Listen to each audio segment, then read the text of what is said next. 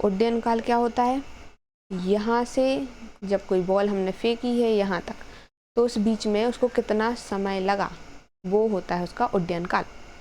तो फेंके जाने वाले बिंदु से उच्चतम ऊंचाई तक जाने तथा क्षैतिज तल में अन्य बिंदु तक वापस आने में प्रक्षेप को जितना समय लगता है उसे उसको क्या कहते हैं, उड्डयन काल कहते हैं। ऊर्ध्वाधर के लिए कुल विस्थापन कितना हो जाएगा तो सबसे पहले क्या हुआ कि y बराबर हमने माना 0, यहाँ पर थी वस्तु 0 पर, और उसका वेग कितना था, तो u sin theta. A Y कितना है एक्सेलरेशन, क्योंकि ऊपर फेंक रहे हैं तो -g हो जाएगा तो हमारा y बराबर आ जाएगा u y t plus half a y t square. अब ए वाई की वैल्यू रख दी u साइन थीटा, ए यहाँ पर यू वाई की value u sine theta, a y की वैल्यू -g, इसको रखा। अब यहाँ पर y क्या है, 0 है। हम क्या करेंगे, इसको उठा के इस साइड ले लेंगे तो माइनस, इधर माइनस का हो जाएगा plus half G T square, और इस साइड रहेगा u sine theta into T.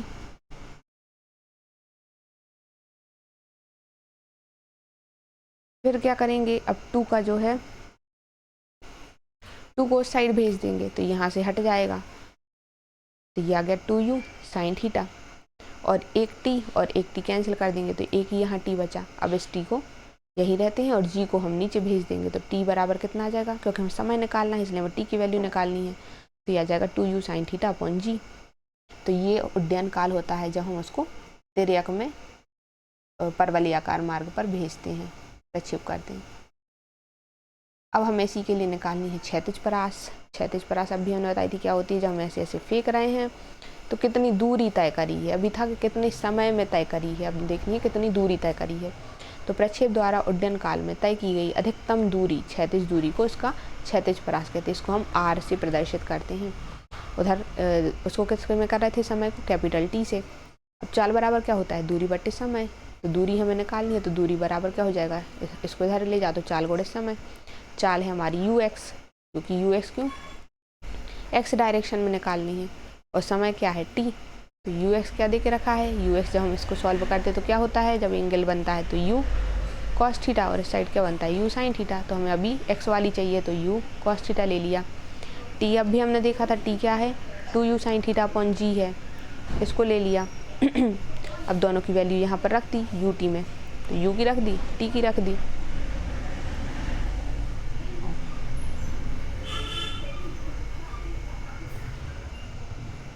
अब u से u का गुणा कर दिया तो हो गया u स्क्वायर, 2 आ गया, साइन थीटा कॉस थीटा का यहाँ गुणा हो गया बटे में g अभी हमने फॉर्मूले देखे थे sign to theta, sign to theta बराबर क्या होता है, 2 साइन थीटा कॉस थीटा। तो यहाँ पर हमें वही देख रखा है 2 साइन थीटा कॉस थीटा, तो हमने फॉर्मूला रख दिया साइन टू थीटा लिख दिया यहाँ पर बटे में g। अब r के अधिकतम मान के लिए क्या होगा, r का अधिकतम मान तो हमने लिखा साइन टू थीटा, अधिकतम अगर हम निकालें तो u स्क्वायर तो हम बदल नहीं सकते, g भी बदल नहीं सकते, तो हम कहेंगे कि साइन टू थीटा अगर हम एंगल बदल दें तो हम अधिकतम वैल्यू निकाल सकते हैं। तो साइन टू थीटा की अधिकतम वैल्यू क्या हो सकती है, 1 हो सकती है, क्योंकि साइन की वैल्यू 0 और 1 के बीच में होती है, तो सबसे ज़्यादा वैल्यू क्या होगी, 1 होगी। अब ऐसा कोई एंगल बताओ कि यहाँ पर रखने पर 1 हो जाए, तो अगर हम यहाँ 45 एंगल रख दें तो ये दोनों का गुणा करने पर कितना आता है, 90, और साइन 90 की वैल्यू क्या होती है, 1। तो हम यहाँ पर एंगल कितना रखेंगे, 45। तो यहाँ हमने रख दिया कि थीटा बराबर 45, मतलब अगर हम 45 एंगल का एंगल बनाते हुए किसी बॉल को फेंकते हैं तो सबसे ज़्यादा दूरी तक गिरती है वो। अगर हम यहाँ पर एंगल बना लें कितना, 45 का, तो सबसे ज़्यादा दूरी तक गिरेगी वो।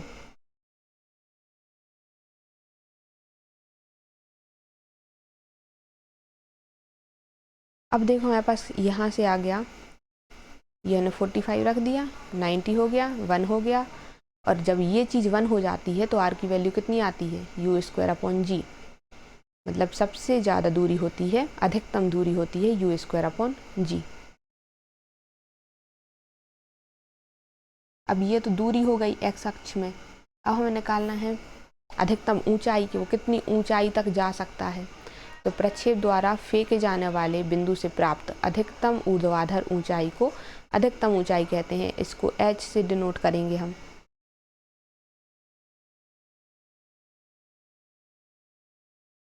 अब इसको निकाल के देखते हैं। तो माना फेंके जाने वाले बिंदु से प्रक्षेप को अधिकतम ऊंचाई तक जाने में t सेकंड का समय लगता है। अब यहाँ पर क्या है, अधिकतम ऊंचाई पर जा रहा है तो वहाँ पर देखो, जब हम किसी बॉल को फेंक रहे हैं तो एक पॉइंट आता है जब उसकी बिल्कुल वेग जो है 0 हो जाता है, तभी तो वापस नीचे गिरती है। अगर उसका वेग 0 नहीं होगा तो वो तो ऊपर ही चली जाएगी। लेकिन होता क्या है असलियत में, यहाँ पर आते समय वेग 0 हो जाता है तो v/0 हो गया, और फिर उस पर एक्सेलरेशन लगता है, ग्रेविटी लगती है, तो -g ग्रेविटी लगेगी ये। और यहाँ पर u y क्या है, जो हमने शुरुआती वेग लिया था, तो u y हमारा u sin थीटा है, हम u sin थीटा ही मानेंगे। और y बराबर क्या है, h हाइट तक पहुँच गई है, तो हमने इसको h मान लिया। अब हम फॉर्मूले में रखते हैं, तो vy बराबर uy प्लस a/t, पहले नियम में गति के। अब vy क्या है, देखा हमने, यहाँ से वैल्यू उठा के रख दो 0, इसकी u sin थीटा प्लस इसकी -gt, अब u sin थीटा -gt। अब यहाँ पर हमने gt को इस साइड ले लिया तो gt बराबर u sin थीटा, और अब g को इस साइड ले गए नीचे तो t बराबर u sin theta upon g। अब यहाँ हमारा ये t निकल आया, कितना समय लग रहा है, हमें निकालना कितनी है, हमें निकालनी है ऊंचाई।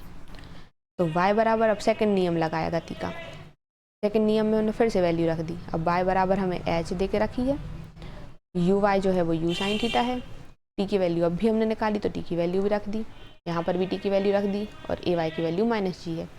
अब इसको हमने सॉल्व करा तो sin theta sin square theta हो गया, यहाँ पर भी sin स्क्वायर थीटा हो गया, g स्क्वायर हो गया, g से एक g कैंसिल हो गया, यहाँ कितना बचा, u square sin square theta upon g, यहाँ पर ही बचा u square sin square theta upon 2g। अब क्या करेंगे, एलसीएम ले लेंगे, तो 2g लिया तो ये वाला 2 कहाँ जाएगा, ऊपर जाएगा, तो यहाँ 2u square sin square theta बचा, यहाँ -u square sin square theta बचा, तो 2 में से 1 गया तो कितना बचा, 1 u square sin square theta upon 2g। तो ये होती है इसकी अधिकतम ऊंचाई, इतनी ऊंचाई तक वो बॉल जा सकती है।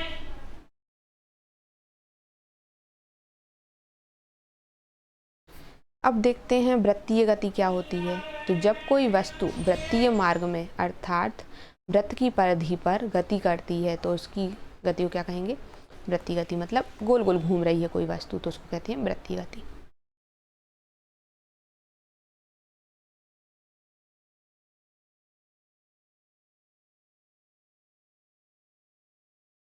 अभी वृत्तीय गति बाद में पढ़ेंगे, सबसे पहले इन्हीं को देख लेते हैं जो अभी हमने निकाले हैं। तो इसमें सबसे ज़रूरी ये देखो, h की वैल्यू निकाली हमने, एक ऊंचाई निकाली, ठीक है। अधिकतम ऊंचाई क्या होगी जब हम किसी बॉल को फेंक रहे हैं, और क्या निकाला,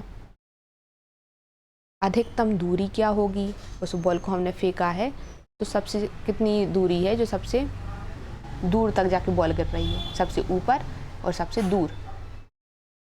और क्या निकाल लिया, इसको क्षैतिज परास कहते हैं। फिर एक समय निकाला हमने कि उस बॉल को कितना समय लगा है उधर से सबसे ज़्यादा दूरी तक जाने में। और क्या निकाला था, जब वो ऊर्ध्वाधर गति कर रही है तो उसके लिए हमने ये फॉर्मूला निकाला था।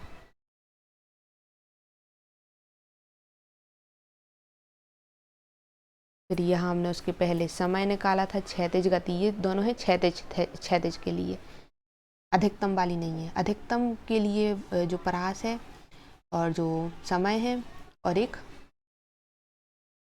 ऊंचाई है, 3 चीज़ होती हैं, तो ये है सब क्षैतिज के लिए।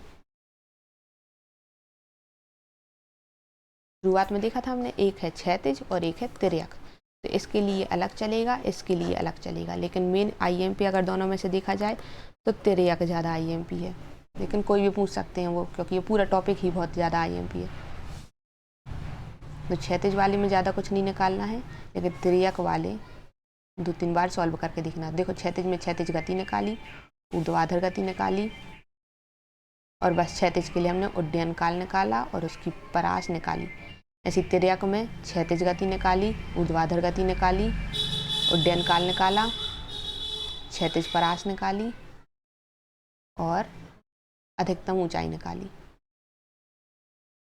बस इतना है इसमें हमारे प्रक्षेप गति में। उसके बाद हम बाद में देखेंगे वृत्तीय गति क्या होती है।